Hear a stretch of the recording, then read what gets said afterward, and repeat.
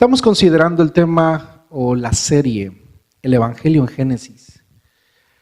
El Evangelio es hablado por Dios hacia nosotros desde los primeros versículos de este libro. Y estamos llegando a lo que encuentro en él, que es la recta final de este libro. Génesis 37 marca el inicio de esta sección final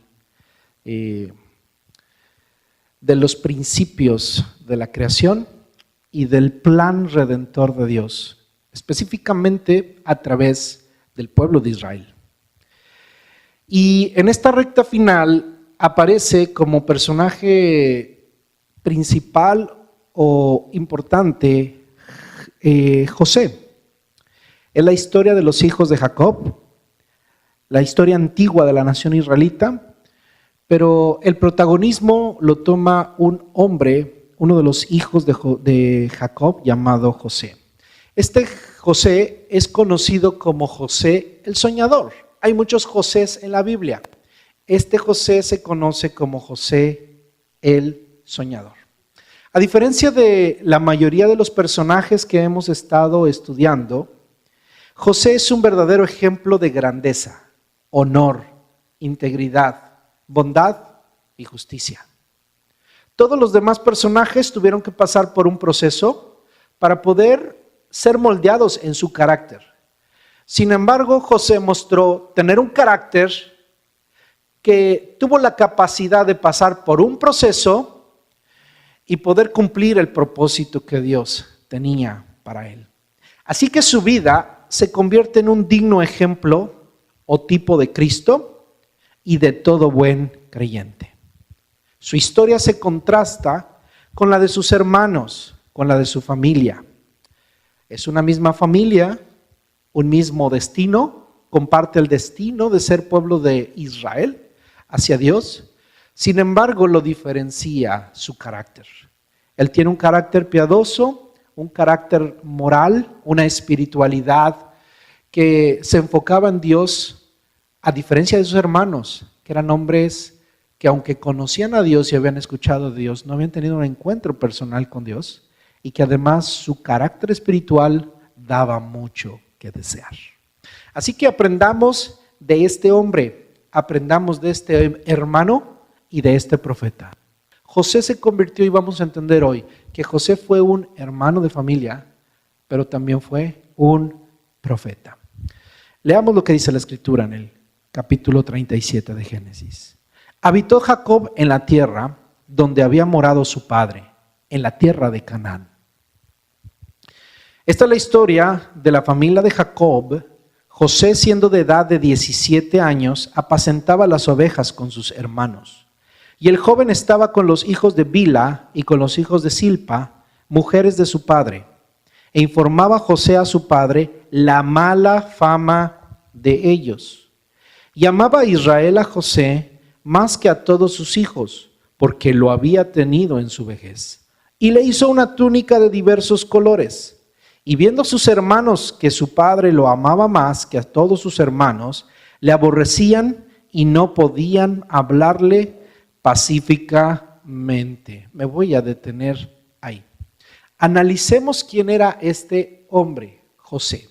José era un hermano. Era el hermano, no era el hermano menor, pero era uno de los más pequeños, de los más chicos. Este hombre tenía un carácter obediente.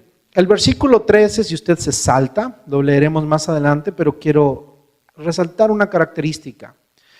Versículo 13, y le dijo Israel a José, le dijo su padre, tus hermanos apacientan las ovejas en Siquem, ven y te enviaré a ellos. Y él respondió, heme aquí. Tremenda palabra. Israel le dice, yo te enviaré. Su padre le dice, yo te enviaré a tus hermanos. ¿Y cuál fue la respuesta de José? Heme aquí. Muestra un carácter obediente. Muestra un carácter obediente. Su carácter era bueno. Era un joven de 17 años. ¿Quién tiene 17 años aquí? Casi, ¿verdad? Algunas jovencitas tienen casi 17 años, algunos ya pasaron los 17 años. Muy bien. Era un hermano adolescente, era el hermano adolescente de la familia, tenía 17 años. Dice la Biblia que él, en el versículo 2, si pone su atención ahí, dice de edad de 17 años, ¿qué hacía? Apacentaba las ovejas con sus hermanos. Era una ayuda ahí, seguramente no tenía todo el liderazgo ahí, pero era una ayuda con sus hermanos, era pastor. Algunos piensan que a lo mejor no tenía una labor necesariamente pastoral de estar con las ovejas, llevándolas, tal vez tenía una labor de que echaba ojo a ver qué estaba pasando. No se sabe exactamente cuál era su función pastoral dentro de esa, ahí, pero dice que estaba con sus hermanos. Específicamente con cuáles hermanos. Recuerde que él era medio hermano de 2 hermanos. Tuvo hermanos de 3 diferentes mujeres. De Lea, la esposa mayor de Jacob, de la concubina Silpa y de la concubina Bila. Solamente tenía un hermanito, un bebé que había quedado huérfanito, igual con él, de su madre Raquel, que era Benjamín. Así que él era el adolescente y tenía un montón de hermanos mayores que eran los hijos de las concubinas. Ahora pense, si él quedó huérfano, ¿quién lo creó? ¿Quién tomó el lugar de madre? Seguramente alguna de las concubinas. A lo mejor no fue Lea, posiblemente fue Bila, que era la concubina de Raquel, era la sierva de Raquel. Entonces, por algo es que él estaba entre los hermanos de las concubinas de su padre. Estaban divididos entre todos los hermanos, eran ricos, tenían mucho ganado, todos pastoreaban, y dice que él estaba entre los hijos de Bila y de Silpa. No estaba entre los mayores, estaban entre los pastores un poco más jóvenes. Ahora notemos lo siguiente. Jacob le hizo una túnica, dice la Biblia aquí, Reina Valera, de diversos colores. Vea lo que dice el versículo 3. Y amaba a Israel a José más que a todos sus hijos. Muchas veces se predica a través de este versículo la importancia de no tener preferencias entre los hijos. Y creo que los que somos padres, a cualquier padre que le preguntemos, ¿usted tiene preferencia por sus hijos? ¿Cuál va a ser la respuesta? No, ¿verdad? Nadie tiene la verdad es que nadie prefiere un hijo. Rara vez la gente dice, no, yo creo que tiene preferencia. Es que tiene preferencia. Sí, tiene preferencia. Definitivamente, si nos preguntan a cada quien, ¿qué hijo prefieres más? A los dos. ¿Sí? A los dos. Los hijos obviamente dices, no, tú prefieres a mi hermano. Todo mundo, todos los hijos decimos, no, es que tú prefieres a mi hermanito o a mi hermanita. ¿Sí? Pero la realidad es que todos los vemos por igual, ¿verdad? Pero el trato de Jacob con José era muy especial. Dice que amaba a Israel, a José más que a todos sus hijos. Aquí sí dice la Biblia que Israel tenía una preferencia por su hijo José. ¿Por qué? Porque lo había tenido en su vejez, porque era hijo de su amada. Definitivamente él tuvo una preferencia por su amada Raquel. Recuerde cómo se formó la familia de Jacob. No la formó él así.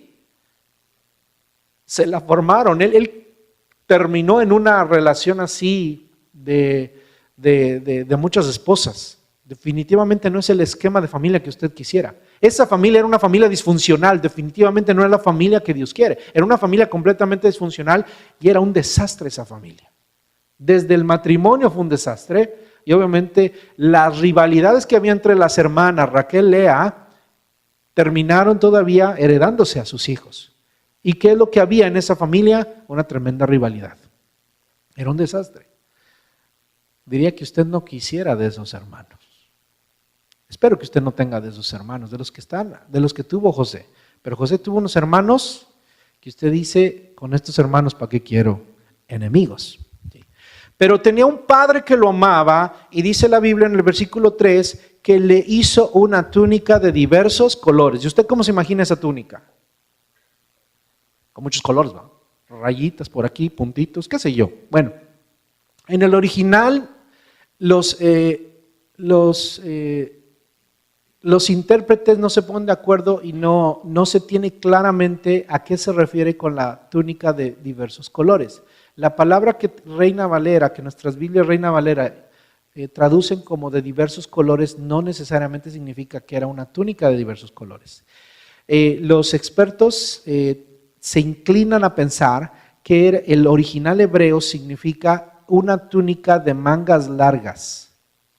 Era una túnica de mangas largas, era una túnica que seguramente llegaba hasta el talón, lo cual era un signo de nobleza. No es el color lo importante. Muchos a lo mejor piensan que, o de hecho en todas las películas, en todas las ilustraciones, se mira a José con una túnica de colores. Porque es lo que una de las traducciones de esto, y es lo que hemos pensado, los eruditos no están de acuerdo, no ven claramente que eso sea real. Entonces lo que tenemos que descubrir aquí no es que José tenía una túnica colorida, sino que tenía una túnica que lo distinguía, diferente, que lo hacía único y que lo hacía diferente. Él tenía una vestidura que lo hacía diferente y que le daba un estado de nobleza y a través del cual su padre le estaba otorgando una autoridad y un lugar preponderante dentro de su familia. Algo que causó en sus hermanos envidia, algo que causó en sus hermanos que lo rechazaran, que no lo quisieran. Esa túnica, fuera de colores o fuera solamente de un solo color, representaba que José era una persona especial. Él se vestía de una manera única ante sus hermanos. Su vestidura era única, era un signo de nobleza. Dice aquí la Biblia, en el versículo 2 también, vea la última frase, dice: e informaba José a su padre la mala fama de ellos. ¿Usted le gustan esos hermanos? ¿Cómo le llaman a estos? Los chismosos. Era el chismoso, ¿eh? Era el bocón. Era el bocón. Mire, unos piensan, bueno, ¿qué es lo que le decía a sus padres? ¿Cuál era la mala fama? Vamos a hablar de la palabra mala fama. ¿Qué tenían sus hermanos? Una mala fama. ¿Qué entiende usted por una mala fama? ¿Qué son qué? Se portaban mal, ¿verdad? La pregunta es, ¿qué hacían? Pero tenían mala fama.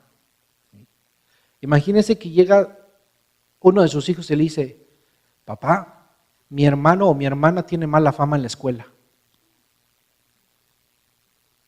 ¿Qué piensa usted? Ah, caray. ¿Qué le va a decir al otro? ¿Qué andas haciendo?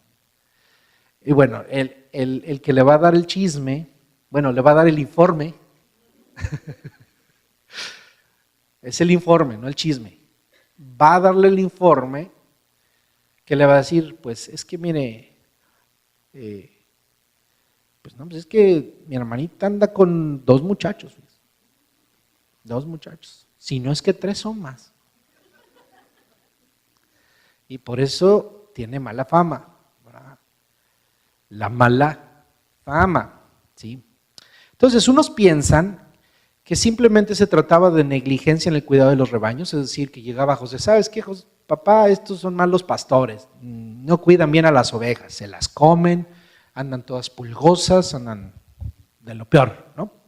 Se las roban, se le mueren, no son buenos pastores. Algunos piensan eso. Algunos piensan que se peleaban unos contra otros. Entonces llegaba: ¿sabes qué, papá? Hoy se peleó Simeón con Rubén. Se agarraron, pero sí, como viejas de mercado. Algunos piensan eso, ¿sí?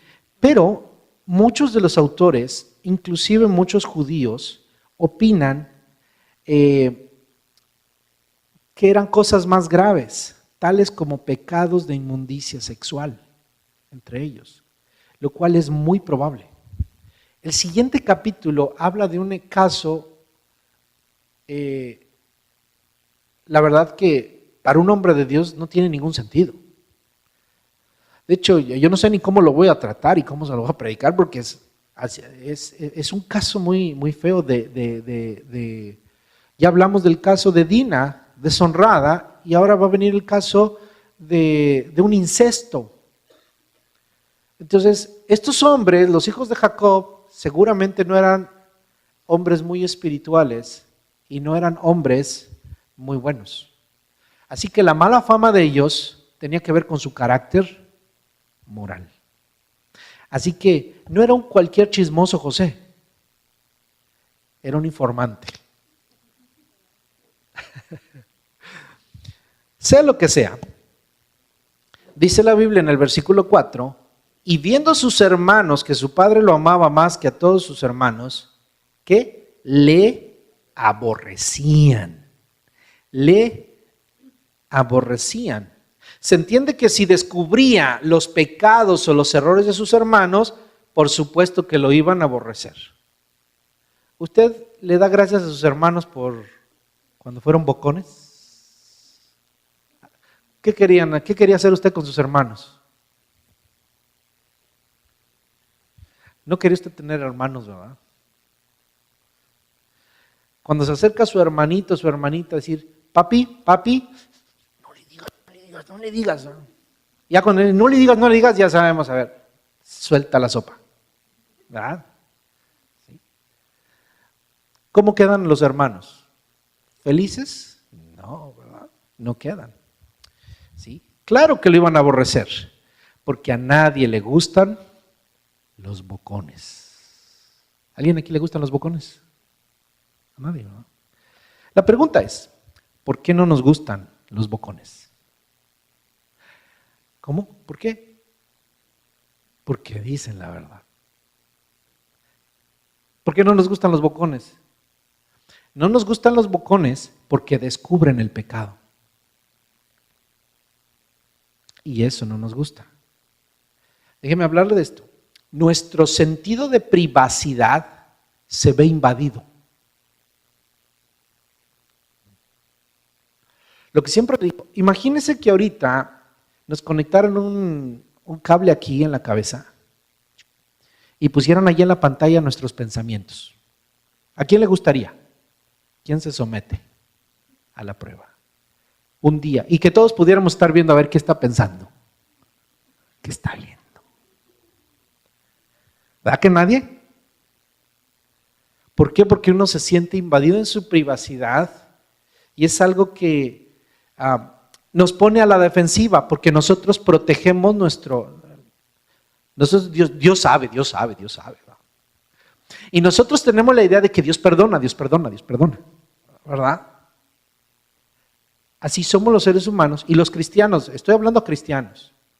Nuestra idea de cristianismo es, Jesús murió por ti, así que todo lo que hagas y todo lo que salga ahí en la pantalla, Dios lo perdona, ¿verdad? Pero hay que tener cuidado de no ser tan cínicos.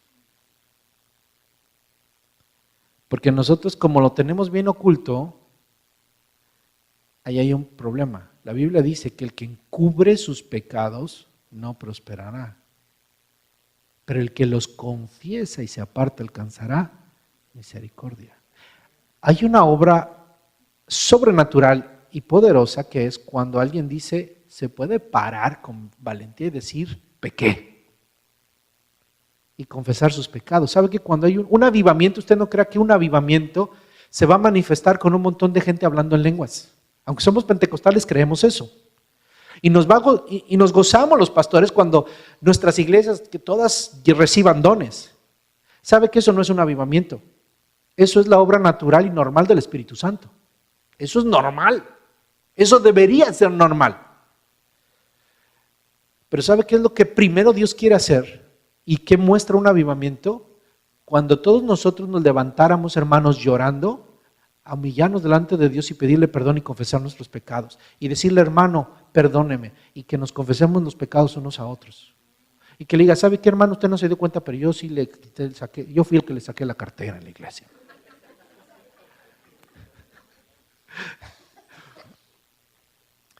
Sí. Eso es un avivamiento.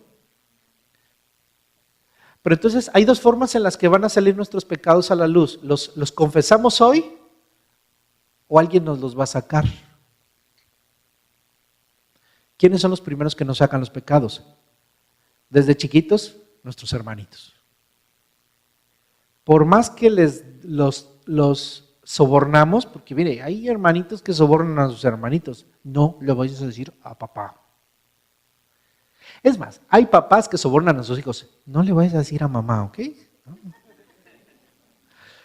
Y a mamá, no le vayas a decir a papá, nada más, mira, te doy chance, te voy a comprar eso, pero no le digas a papá.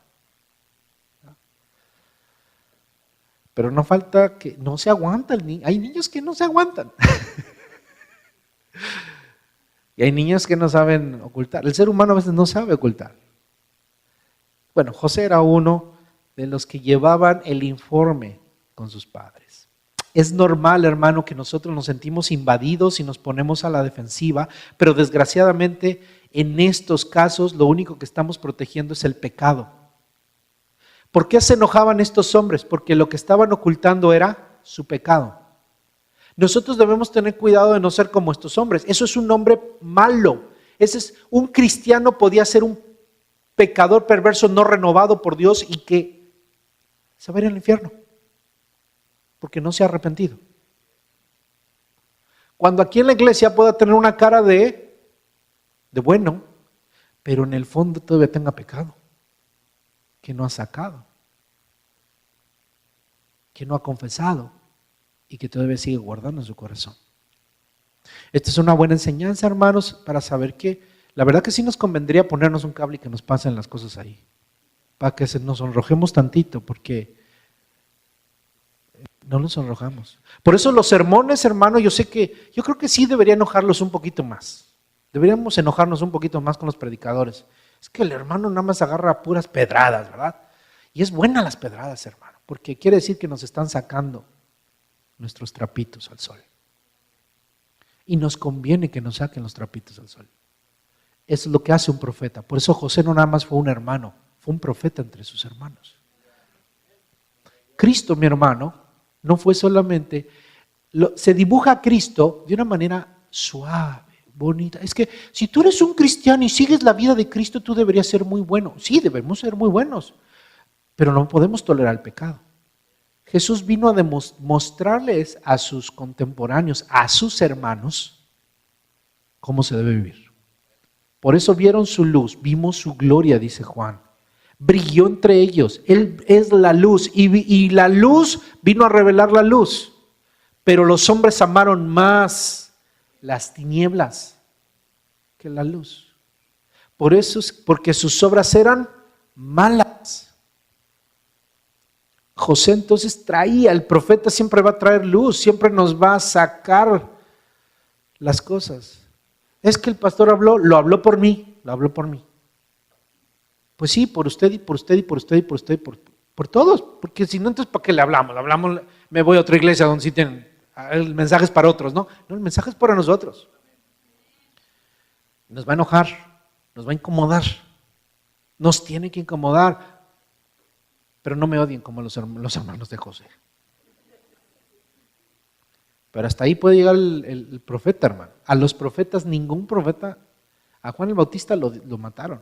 Y de ahí para atrás, dice, pueblo que mata a sus profetas.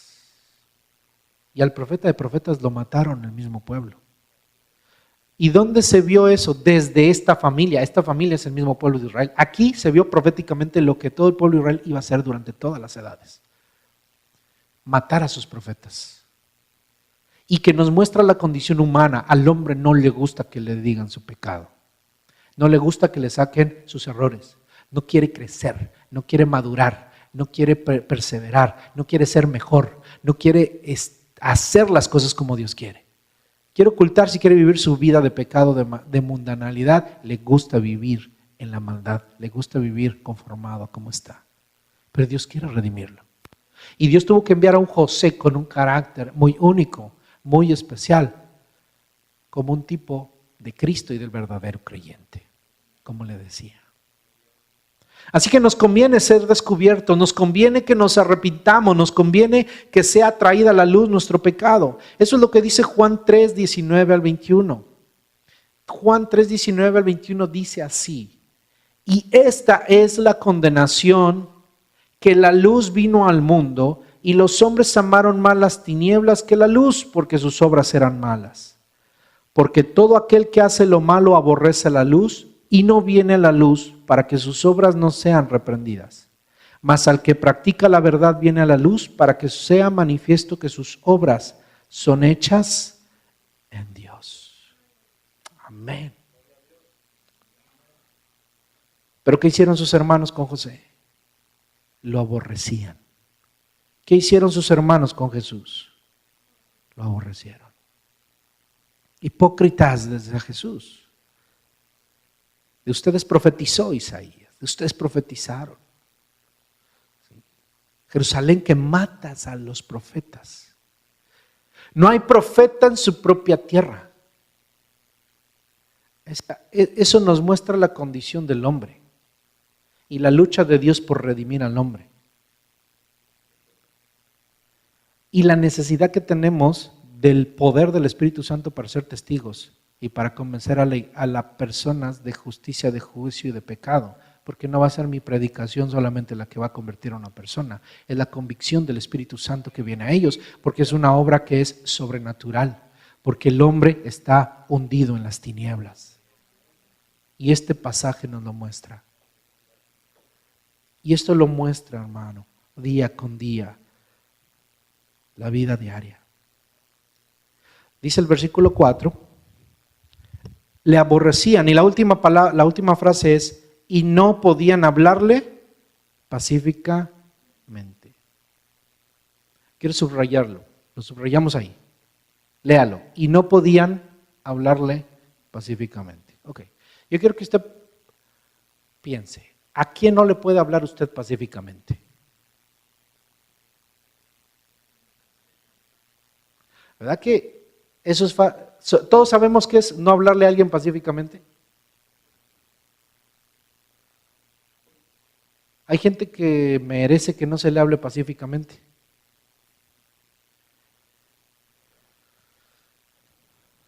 Bueno, hablemos de eso. ¿Qué le parece? La hostilidad entre hermanos evita la paz porque se aborrece. Aquí dice, no podían o eran incapaces. Fíjese esa palabra, eran incapaces. No podían hablarle pacíficamente. Es decir, podían estar tranquilos. Imagínenselos en este tiempo. Ahí se encontraba ahí a Simeón con su tablet, viendo a ver cuántas ovejas hay aquí. Vamos a ver la ovejita. Y aparece José y lo miraba. ¿Cómo cree que reaccionaba Simeón? ¿Cómo le hablaba? Hola José, ¿cómo estás? Qué bueno que vienes aquí. ¿Cómo están las ovejas de ahí, de los hijos de Lea? No le hablaba. ¿Cómo le hablaba? Brusco. La brusquedad. No hay gente que lo trata así. ¿No le ha pasado en el trabajo que de pronto cuando usted empieza en el trabajo, la gente es buena onda, pero no sé qué pasa, empiezan a pasar situaciones que cuando se da cuenta ya el jefe ya no le habla tan bonito? Le empieza a hablar brusco. Hay compañeros de trabajo que, de hecho, hay unos que desde el principio, ¿cómo lo ven? Que me viene a quitar el trabajo, viene a competir, ¿no? Que empieza a haber hostilidad. Y si usted es un buen trabajador, usted es cristiano, lo empiezan a ver como mal. ¿Y cómo le hablan? Usted se da cuenta que no lo quiere. Usted se da cuenta que le hablan como le hablan. No le pueden hablar pacíficamente, no le pueden hablar. Ahora, mire hermano, decimos, hermano, fíjese que oremos para que Dios haga algo en mi trabajo porque nadie me habla bien. Y sí, podemos orar y solo Dios puede transformar sus corazones. Pero muchas veces, aunque oremos, el problema es que hay algo en el corazón de las personas que los hace vernos a nosotros de una manera mal y por eso nos habla mal. Entonces, si la gente nos habla mal es porque algo trae con nosotros. Ahora, si usted le hablaba bien a una persona y de pronto usted yo quiero que usted aprenda algo hoy, hermano. Yo quiero que meditemos y que aprendamos algo. Observemos cómo tratamos a la gente. Porque a veces nos daremos cuenta que empezamos a tratar a las personas que están a nuestro alrededor de una manera muy brusca, más brusca de lo que la tratábamos. Y si eso está pasando, hay algo en nuestro corazón de esto. No podemos hablarle pacíficamente. Entre hermanos, ¿cómo deberíamos hablarnos? Pacíficamente. ¿Qué pasa con sus hijos cuando usted ve que ya no se hablan pacíficamente?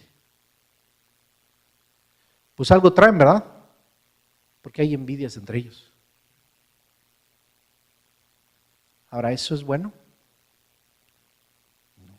Dice que donde hay contención, hay un mal espíritu y hay toda obra de la carne. Satanás lo que hace es contaminar nuestras mentes y la imagen que tenemos unos de los otros para meterse. No hay forma más fácil de Satanás de meterse en un ambiente, en una familia, en una iglesia, en un trabajo, en el mundo, que trayendo discordia entre los hermanos. Por eso dice la Biblia, mirad cuán bueno y cuán delicioso es habitar los hermanos juntos en armonía. Es como el buen óleo. Qué bueno es cuando como matrimonio nos vemos, y esa es una lucha que cada matrimonio debe tener, cómo ve a su esposa, a su esposo, para que se mantenga. Cuando usted empieza a notar que usted empieza a hablarle más brusco a su esposa, a su esposo, un momento para meditar y decir, Señor, perdóname, a ver qué está pasando. Y usted puede decir, es que algo trae ella. No, es que algo trae usted. Algo trae usted en contra de ella o en contra de él. ¿Cómo lo está tratando? Ahora sí que dígale al de junto, trátame bonito. Dígale. Te voy a tratar bonito, perdón. Dije al de junto. Tratémonos bonito. Mire, ¿qué pasó aquí? José era un bocón, pero es que estos hombres eran unos pecaminosos. Lo que estaba sacándoles era la maldad. Pero además, no nada más es que les estaba sacando sus trapitos al sol, además le tenían envidia. Lo estaba poniendo su padre con una grande autoridad sobre ellos y obviamente ellos no toleraban eso. Hay cosas que no toleramos. Los seres humanos hay cosas que no toleramos. Hay gente, hermano, que no puede tolerar que usted esté sobre de él y que tenga una autoridad sobre de él. Hay gente que no puede tolerar que usted sea el jefe. Hay gente que no puede tolerar que usted haya sido ascendido. Va a tener compañeros así. Hay gente en la iglesia que no tolera que haya autoridades y que haya pastores. No lo puede tolerar. O que el pastor haya escogido a tal persona y no me ha escogido a mí, o que no haya escogido a este otro. Y entonces, ¿eso qué causa en nosotros? Una herida. Y no la tuvo culpa el pastor, la organización, el trabajo, sino ¿dónde está el problema? Está en mí, en mi pecado, en mi naturaleza pecaminosa. Las organizaciones tienen departamentos de recursos humanos, debes saber esto, que bien sabe a veces de los problemas que están pasando. Porque los recursos humanos reciben llamadas, decir, ¿sabe qué? Mire, yo descubrí a mi compañero así y así, hasta chisme le pueden armar. Y sabe, las empresas inician investigaciones que ni usted se da cuenta. Por eso cuídese. Hay envidias entre gente. La gente de recursos humanos estudia muy bien la psicología y estudia muy bien todas estas cosas. Los pastores a veces estamos preocupados, ¿y ahora qué hacemos entre estos? Porque sin darse cuenta, nos damos cuenta, hermano, cuando alguien está en contra de alguien más. Yo lo puedo sentir, lo puedo ver, hermano. A veces yo me doy cuenta quién está en contra de quién. Hay veces que la gente no me dice con quién está, porque hay veces también me doy cuenta, bueno, este trae algo contra alguien, pero no sé con quién, si lo trae conmigo o con quién. Porque a veces yo sé que lo trae contra alguien. Y es el problema de decir, bueno, a veces nosotros los líderes estamos viendo cómo arreglamos el asunto y no podemos arreglar el asunto. La única razón sería, bueno, tomar medidas drásticas. Pero aquí es el problema porque estamos trabajando con cosas que están en el corazón de cada una de esas personas. Porque hay gente muy sentida, porque hay gente que que no tiene todo el contexto de las cosas. En su familia usted puede agarrarla en contra de alguien que ni la debe ni la teme, que no debe nada. Así es el ser humano. El ser humano es conflictivo. Cuando decimos que una persona es conflictiva es como estos hombres, le tenían envidia a su hermano. Porque en la naturaleza humana está la envidia. Somos pecaminosos, hermano, entendamos que cuando sentimos algo en contra de alguien es pecaminoso, entiéndalo, y eso es así de sencillo.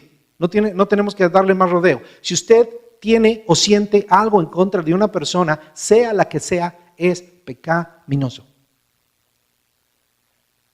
Y por ser pecaminoso, debe ser tratado por el poder de Dios. ¿Cómo?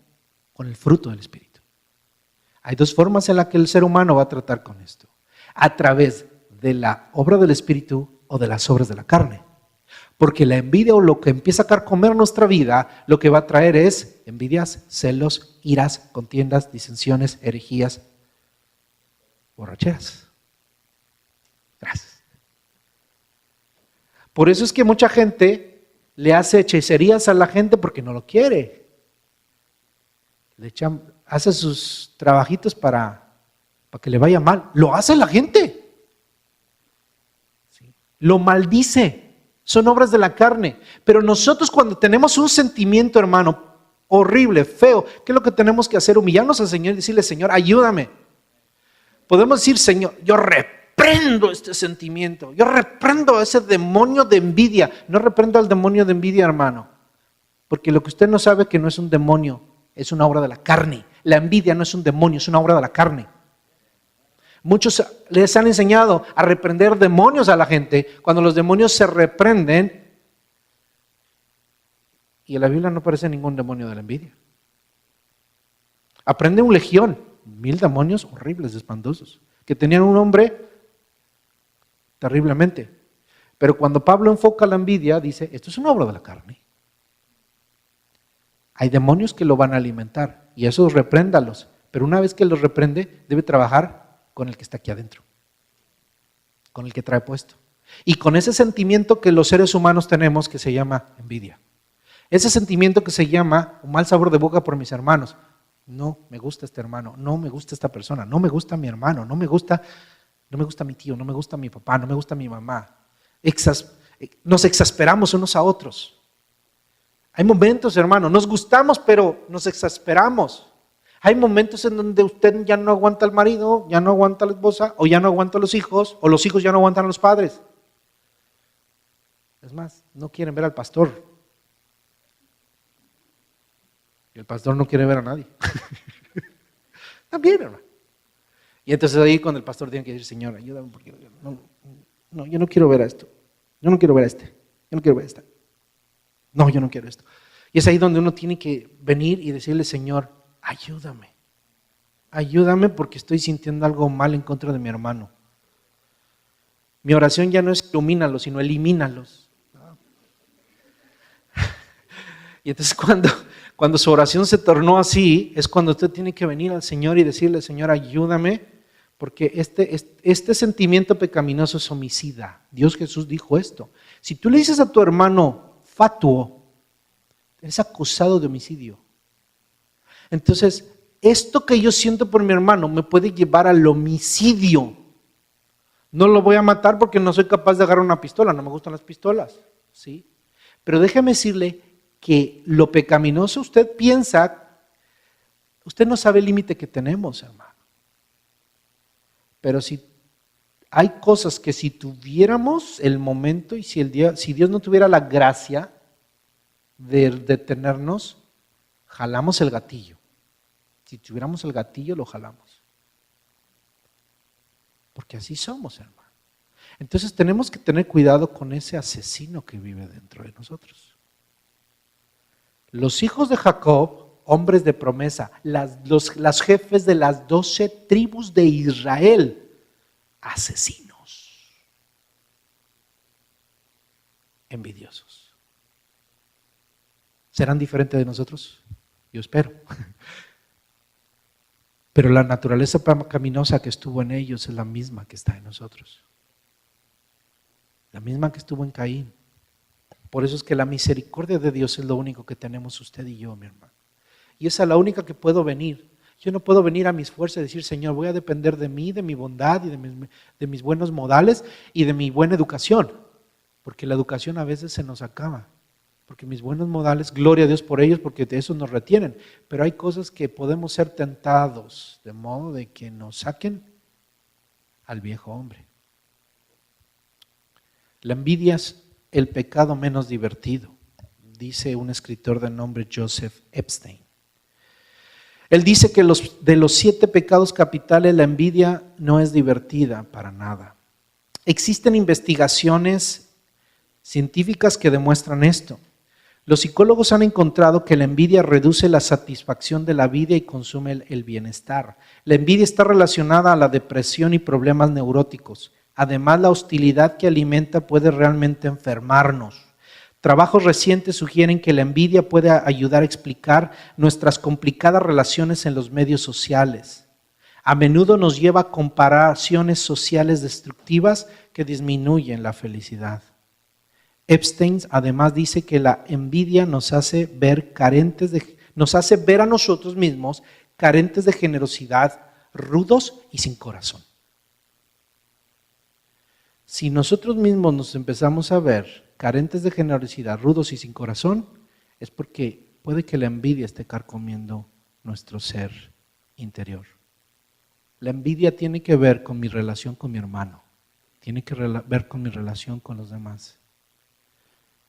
Es algo que debemos cuidar de nuestra vida espiritual.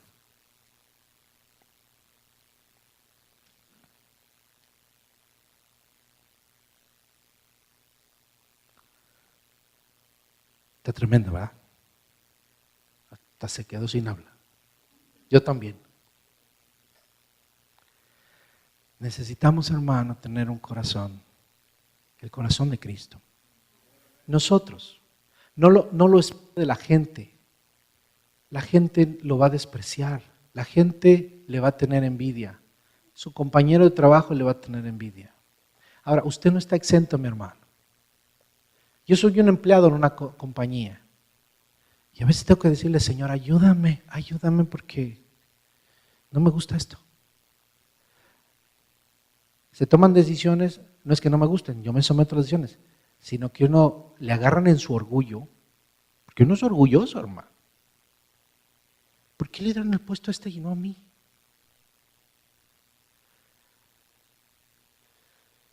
Y entonces, no, pues ahora se aguanta. Aquí va a tener un enemigo. Y entonces, a veces tengo que llegar al Señor, perdóname por cómo le hablé a mi jefe.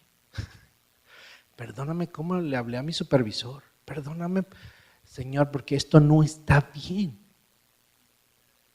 Aunque sea el último, debo ser, dice, más vale, ¿sí?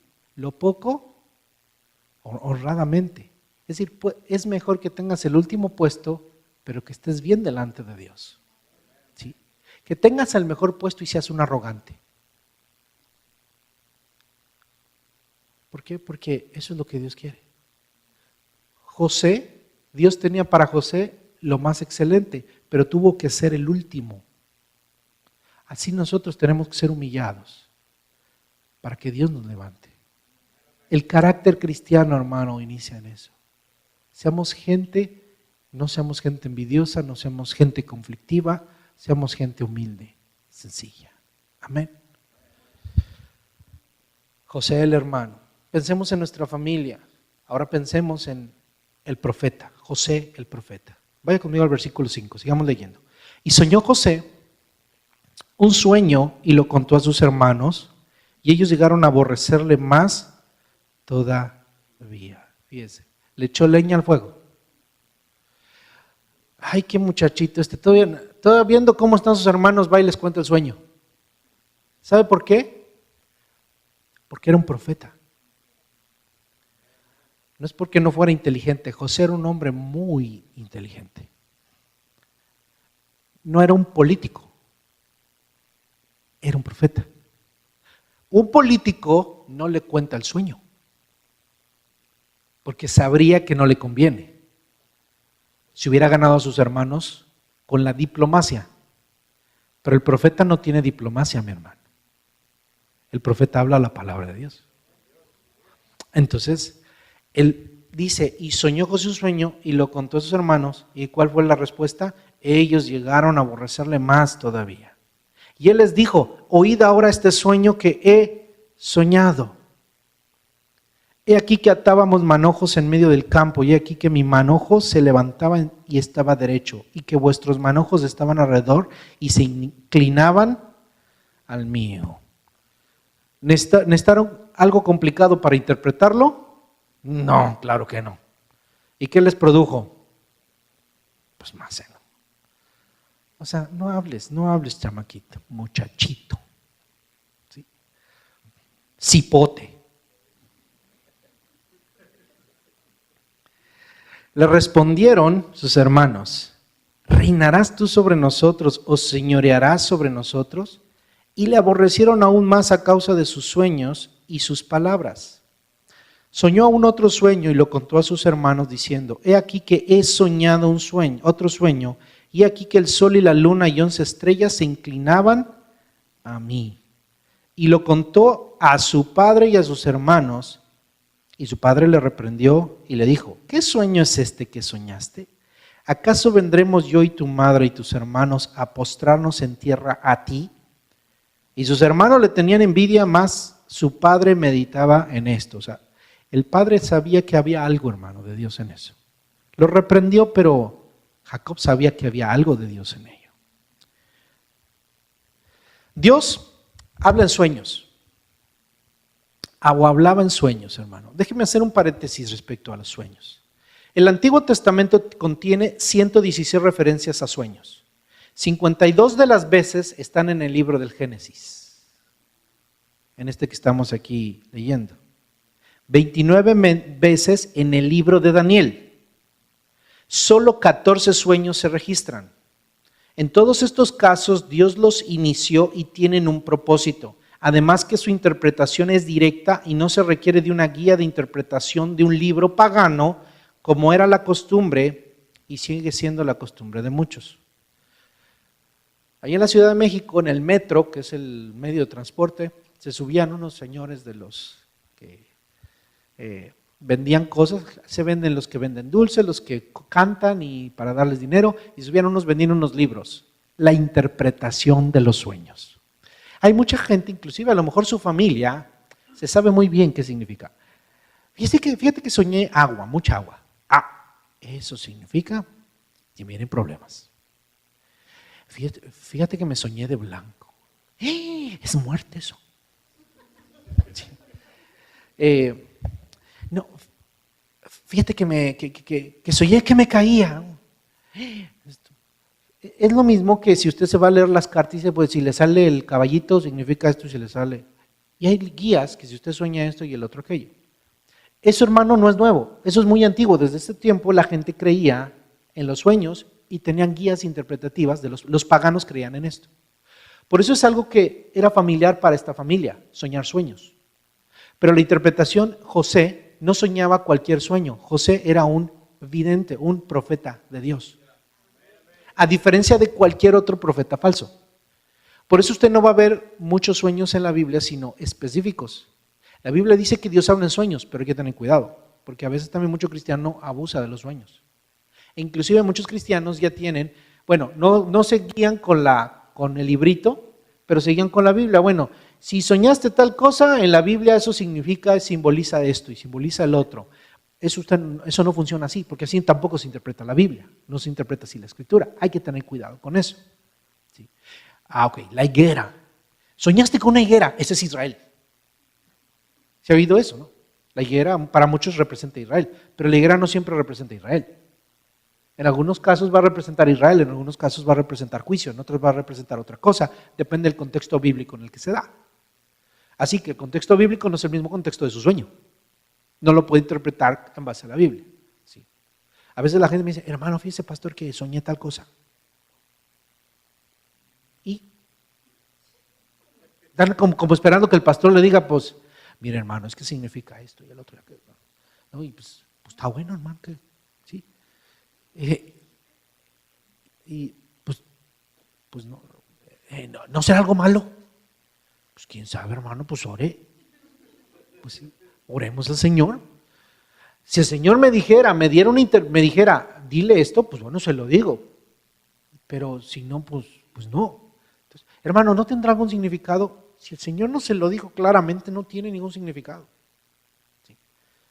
Me siento inquieto, bueno, haga como Faraón, ore y llame a los adivinos a ver qué le digan qué va a hacer. Y vamos a esperar a un Daniel que se lo interprete. Pídale, Señor, ¿qué pasa? ¿Qué dice la Biblia? Si alguien habla en lenguas, pida que alguien lo interprete. Porque si hay una lengua que Dios quiere interpretarlo, lo va a interpretar a través de alguien que está en el pueblo, porque Dios quiere hablar. Lo que usted debe entender es que cuando Dios habla, habla claro. Y si habla en sueños, le va a dar la interpretación. El Nuevo Testamento no habla tanto de sueños, pero sí hace referencia a que cuando descendiera el Espíritu Santo, vuestros jóvenes verán visiones y vuestros ancianos soñarán. ¿Quiénes son los que van a ver visiones? Los jóvenes. ¿Y quiénes van a soñar sueños? Porque los ancianos esos no se van con cualquier sueño. Y los jóvenes sí necesitan más ver. ¿Sí? Pero además, realmente lo que la Escritura está diciendo es de que la llenura del Espíritu Santo iba a ser para chicos y para grandes. No decir específicamente el bautismo del Espíritu Santo venía con la señal de tener que usted iba a soñar, sino porque era la forma en la que Dios hablaba en el Antiguo Testamento, pero no necesariamente es normativa la forma en la que Dios le va a hablar hoy. Recuerde que Dios habla a través de la palabra. Dios habla a través del Hijo de Jesucristo y la revelación de Jesucristo en el Nuevo Testamento a través de los apóstoles. Por eso creemos en la palabra apostólica, la palabra que viene en la Escritura, el Nuevo Testamento. Y los sueños, hermano, creemos que Dios puede hablar en sueño, pero usted debe tener cuidado de que la interpretación que Dios realmente le está hablando a través del sueño, y se lo está hablando a usted. Sí. Si el Espíritu Santo le dice, ¿sabes qué? Dile el sueño a esta persona. A veces Dios nos ha dado sueños que tienen un sentido, específicamente en una situación particular. Y debes saber que si Dios da sueños es una evidencia de la manifestación del Espíritu Santo dentro de la iglesia. Pero no va a ser a través de sueños, va a ser a través de profecía, va a ser a través de palabra de ciencia. En el libro de Corintios no aparecen los sueños. Aparece la palabra de ciencia, de profecía. Puede ser a través de un sueño, puede saber a través de la iglesia. ¿Por qué? Porque el contexto de la llenura del Espíritu Santo y la manifestación de los dones no es cuando usted está dormido, sino cuando usted está en la iglesia, en la congregación de los santos. Porque aquí hay autoridad divina espiritual, porque aquí nos cuidamos unos a otros. Y cuando se da una palabra profética, cuando se da una palabra, se da en orden y los demás juzgan. Cuando Dios nos pueda hablar en sueño es donde debemos tener cuidado. ¿Sí? A lo mejor si usted se inquieta porque Dios le mostró un sueño, se está angustiado porque soñó feo, hermano, ore al Señor. Dios puede estarlo motivando a orar por una persona. Sueña por una persona, ore por esa persona. Específicamente, cuando usted dice, bueno, yo no sé qué vaya a pasar con esta persona, definitivamente no lo sabe. Pídale a Dios revelación. Si Dios se lo dice, se lo dice. Y si no se lo dice, solamente ore. A lo mejor Dios lo está inquietando a orar. ¿Sí? Si usted oró por el pastor, tengo una pesadilla. Ore por el pastor. ¿Sí? A lo mejor ora por un hermano. Soñé con tal hermano. Yo, hermano, cuando sueño con un hermano, oro por esa persona. Le echo una llamadita. ¿Cómo está, hermano? ¿Sí? Y a veces me dicen a los hermanos, estoy bien, hermano. Bueno. Simplemente mi cerebrito estaba pensando en esa persona mientras soñaba con esa persona. Pero gloria a Dios porque aprovechamos para orar por unos por otros, porque Dios tiene control de todas esas cosas. ¿Sí? Así que los sueños inspirados divinamente son testimonio de la presencia del Espíritu. No tienen la intención de ser una palabra inspirada. Pero el caso de José era un profeta, fue palabra inspirada. Estos sueños fueron palabra inspirada de Dios, que queda registrada en la Escritura para nosotros. ¿Okay? Ahora, note lo siguiente. Muchos utilizan, sobre todo tipo de ministerio, que habla mucho utiliza la palabra para motivar, de motivación personal hacia las congregaciones. Debemos tener mucho cuidado con este tipo de pensamientos, porque utilizan mucho al José el soñador, que miraba hacia el futuro, que Dios lo iba a bendecir y que tenía sueños y que le van a decir, sueña, hermanos, sueñen grande, ¿no? Muchos nos van a motivar a eso. Y digo, a todos nos gusta. Yo le diría, hermano, sí, sueñen grande. No está mal. Bueno, es bonito eso. Sueñen grande. Pero mira, mejor nos aterrizamos y estudiamos lo que dice la Escritura. Y miren los sueños de José. Los sueños de José no eran deseos, fíjese.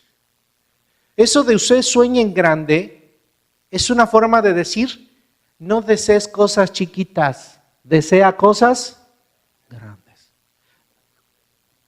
Soñar es sinónimo de desear. Es decir, mis deseos, le pongo nombre de sueños para que se suene más motivante. Le pongamos un PowerPoint bonito con florecitas y lo mandemos por Facebook. Sueña en grande. Y va a tener miles de likes, hermano. Le aseguro que si ponemos eso, mire, fíjese, nosotros estamos haciendo un experimento en Facebook. Usted recibe algunas imágenes. Vea y métase en la iglesia cuáles son, cómo responde la gente. Y mandamos una de arrepentimiento, hermano, y no tuvo éxito. No tuvo éxito. No le gustó, no la comparte la gente. Yo esperaba que usted dijera, gloria a Dios, la voy a hacer un share para que todos mis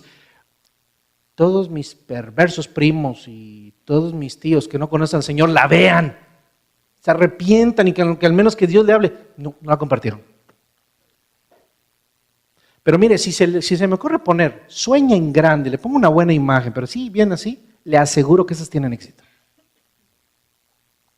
Porque así es la gente, son los deseos. Mire, José no soñó deseos, soñó propósitos. Sus sueños no eran deseos, eran propósitos. ¿Sí? Eran revelaciones de Dios. Aquí José no era un soñador de superación personal, era un profeta. No podemos usar a un profeta para nuestros deseos egoístas. Por eso Santiago lo vio claramente y dijo, ustedes piden y no reciben porque piden mal para gastar en sus deleites. Y ven la palabra mal, ¿para qué? Para que Dios les dé para su carne. Pero la palabra no está para darle a su carne, es para someter su carne al dominio del Espíritu Santo. Así que no eran aspiraciones de grandeza las que perseguía José. Dios le estaba mostrando, vas a ser grande, pero José no estaba buscando y esperando ser grande. Estaba recibiendo la revelación de Dios ¿de qué? De que sería grande. Ese era su propósito. Oiga, de todas maneras de que le gustaba, ¿a usted no le hubiera gustado esa revelación? Mire, todos se te van a inclinar a ti. Fama. Por eso Dios escogió a José, porque José era un hombre íntegro, era un hombre de Dios. Se muestra que era un hombre de Dios porque a él no se le subió la fama. Tuvo autoridad, usó la fama para poder tratar con sus hermanos, pero con amor, y lo hizo de una manera excelente, extraordinaria. Él manejó su vida y manejó las situaciones difíciles de la vida, sabiendo que Dios lo llevaba en algo grande, pero él vio eso grande no como una oportunidad de levantar su ego, sino cumplir el propósito de Dios. Por eso nosotros, hermanos, debemos entender y ver en José un grande ejemplo. Los sueños de José eran designios divinos que tendrían repercusiones en su vida y en la de la nación israelita. Y piense esto, mi hermano. Quiero que pensemos en lo siguiente. Cuide de vivir los sueños de Dios y no sus propios deseos. Cuide de vivir los deseos de Dios y no sus deseos. Cuídese de vivir en el propósito de Dios y no sus propios deseos. Es algo importante, metámoslo. Hay que cuidar de no fijarnos en nuestros propios deseos, sino en los deseos de Dios. ¿Cuántos han jugado a la lotería? Comprado su ticket. Su ticket. No la lotería de El Valiente, la Calavera, la Catrina. No, esa lotería no. No, jugar de que compran su ticket. ¿Alguien aquí ha comprado tickets de lotería? ¿Sí? ¿Alguien se sacó la lotería? Ok, está bueno. No se vaya a sentir mal por lo que le voy a decir. Pero mire, de acuerdo a un artículo de la CNN, más de la mitad de las personas en este país han jugado a la lotería. No se preocupe, hermano. Mire, aquí hay menos. Gloria a Dios. Porque somos cristianos, no jugamos a la lotería. Bueno, más de la mitad de las personas en Estados Unidos ha jugado a la lotería en el último año. Más o menos, esto es algo de un artículo del 2013. A pesar de que el 20% de esos compradores, de esas personas son los que compran la mayoría de los boletas. Fíjese. En el año fiscal 2012, los americanos gastaron cerca de, escucha esto, 78 billones jugando a la lotería. Eso es un gran negocio, hermano. Desde el año 1964, cada año las ventas de boletas, de tickets de lotería se incrementan, inclusive sobre la gran recesión, la recesión que pasamos en este país a partir del 2008. En esa recesión, todos los productos bajaron sus ventas. Lo único que no bajó sus ventas fueron los tickets de lotería. Ahora escuche esto. ¿Qué hace que la lotería sea tan popular? ¿Es más probable que lo muerda un tiburón? ¿Es más probable que le caiga un rayo a que se saque el premio mayor? Es decir, que lo muerda un tiburón tiene usted la probabilidad 1 entre 11.5 millones. Que le caiga un rayo, 1 sobre 3 millones. O sea, sí podemos ir a Galveston y echarnos. Ir a Florida. Bueno, ahí se sube la probabilidad de que le muerda un tiburón. Obviamente va a Australia, va a Hawái, pues claro que la probabilidad de que le muerda un tiburón va a ser mayor. ¿Sí? Si usted era abajo de un árbol en media tormenta, la probabilidad también incrementa. Pero en la lotería no funciona igual. La única manera, fíjese, de poder tener una mayor probabilidad es de que usted compre 86 millones de boletas. Para que usted tenga la 50% de la posibilidad de ganar. Es decir, como podía ganar o no ganar. Es como un volado, imagínense. Pero tiene que comprar 86 millones de boletas para ganar. La pregunta es, ¿por qué la gente juega a la lotería? Porque los hace vivir en un mundo de fantasía. El psicólogo Dr. Stephen Goldberg sugiere que la lotería atrae porque le permite a las personas creer en la magia de ser el que gasta poco y gana mucho, y que ese dinero le librará de los conflictos, complejidad y angustias de cada día. El periodista Adam Piore escribe: la lotería es un juego donde la razón y la lógica se tornan obsoletas y la esperanza y los sueños se ponen en venta. Es un ejemplo, hermano, de cómo somos los seres humanos. La verdad es que yo sí, como alguna vez me acuerdo de tener un billete, y una vez me regalaron unos tickets de lotería, de esos de los que uno le rasca. Y uno pensé, oye, estos son del diablo. Yo sí le rasqué. Oye, pues me lo regalaron, ¿no? Y dice, le voy a ser honesto, el pensamiento, ¿y si me saco la lotería? ¿Sí o no, hermano? Dígame si no. Ay, no lo voy a rascar, ¿no? Pues obviamente la Biblia no dice que no lo rasque. Y si me lo saco la lotería, Dios me está bendiciendo, ¿no? Sí, vamos a rascarlo, ¿no? ¿Y cuál fue el resultado? Pues no. Lo que la gente dice, traigo mala suerte.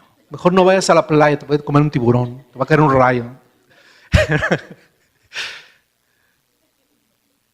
Nos hace vivir en una fantasía, los seres humanos que fácil somos de soñar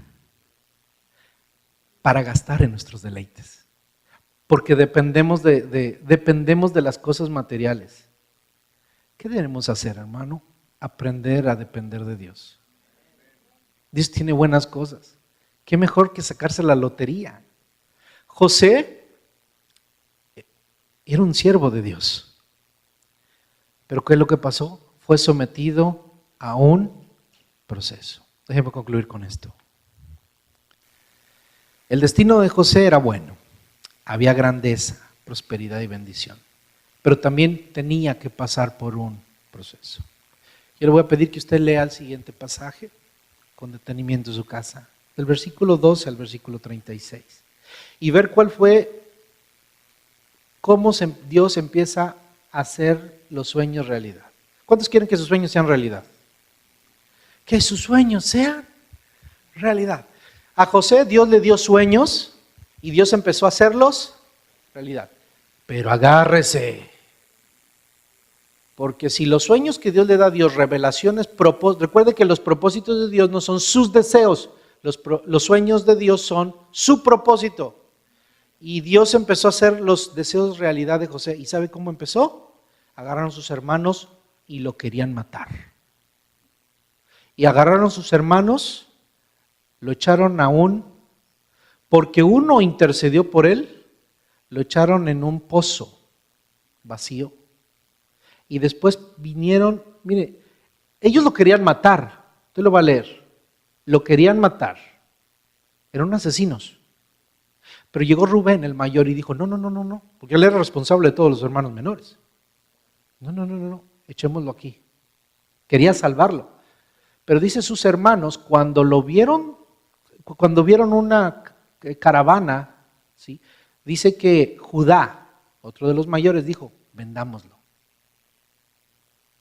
Lo vendieron. Cuando Rubén llegó, ya no estaba ahí el hermano.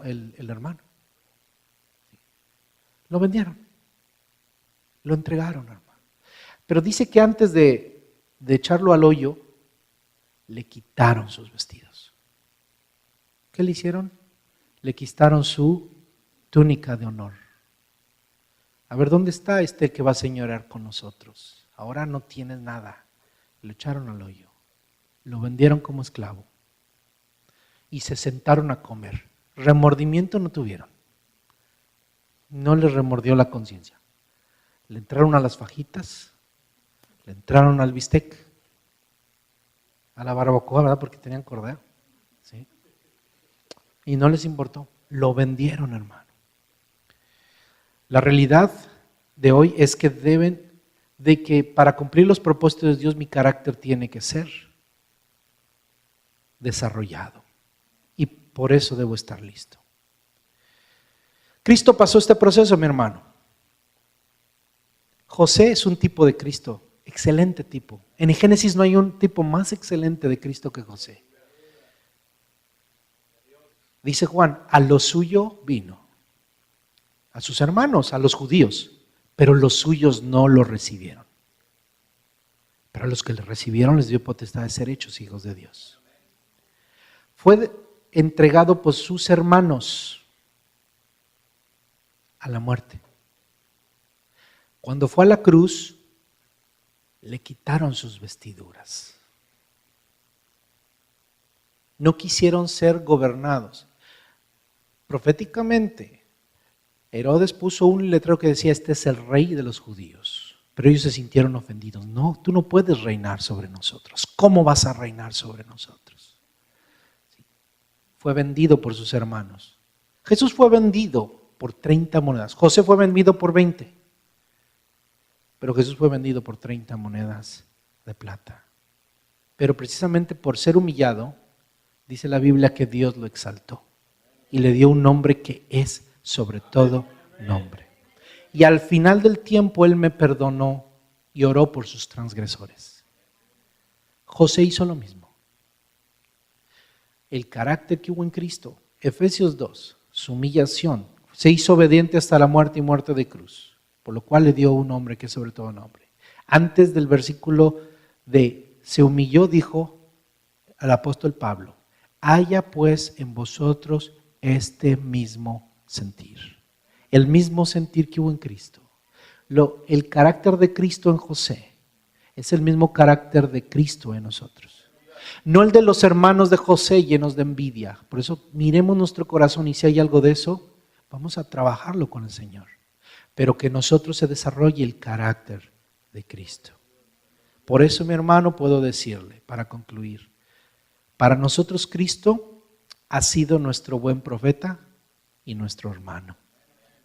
¿Lo recibirá o lo rechazará, como lo hicieron sus hermanos? Gracias, Señor,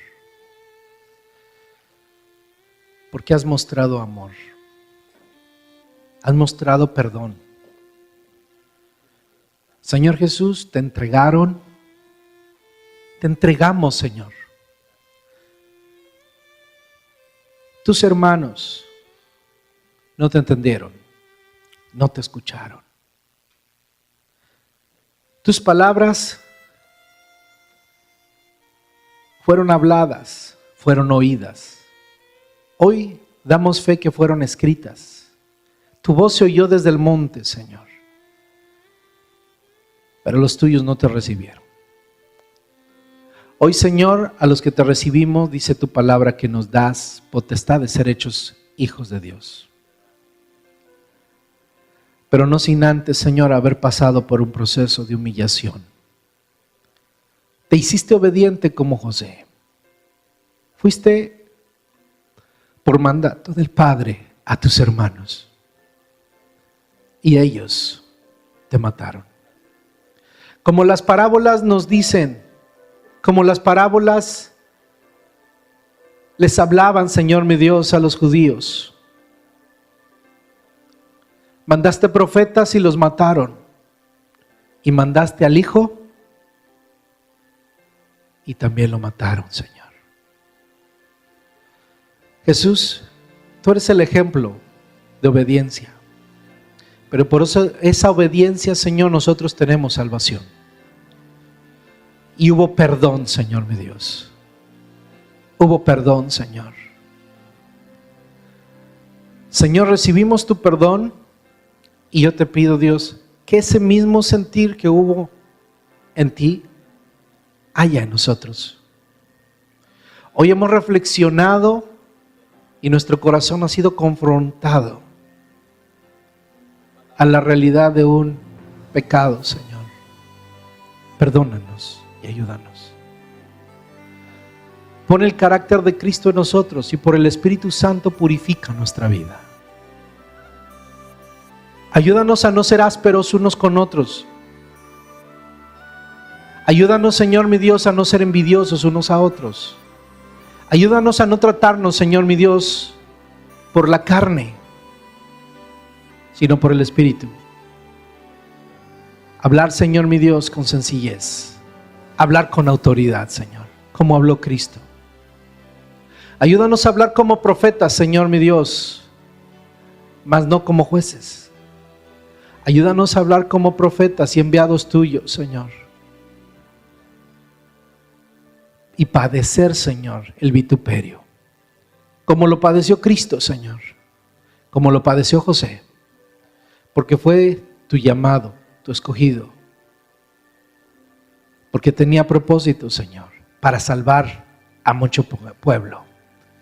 Tenía propósito, Señor, tenía destino, Señor. Así nosotros, Señor mi Dios, tenemos propósito y destino. Ayúdanos. Te pido, Señor mi Dios, que nos ayudes a tener un carácter como el de Cristo. Aparta la envidia, Señor, de las familias. Aparta las envidias, las divisiones, Señor. Las obras de la carne, Señor, de nuestra iglesia. Apártala de las iglesias. Apártala del cristianismo. Apártalo de tu iglesia, Señor, en esta ciudad. Apártalo de la iglesia, Señor, en nuestras denominaciones. Apártalo de la iglesia, Señor mi Dios. Aparta esas cosas de tu pueblo, Señor. Apártalo de la iglesia en todo el mundo, Dios. Y ayúdanos a ser, Señor mi Dios, verdaderamente, Dios, tu iglesia, tu pueblo que se ama, que manifieste el carácter de Cristo. Y de una manera especial, Señor, yo te pido por nuestras familias.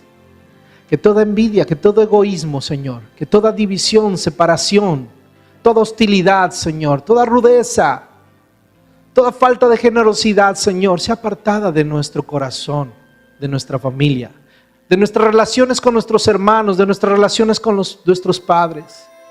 Bendícenos, Señor. Bendícenos, Padre.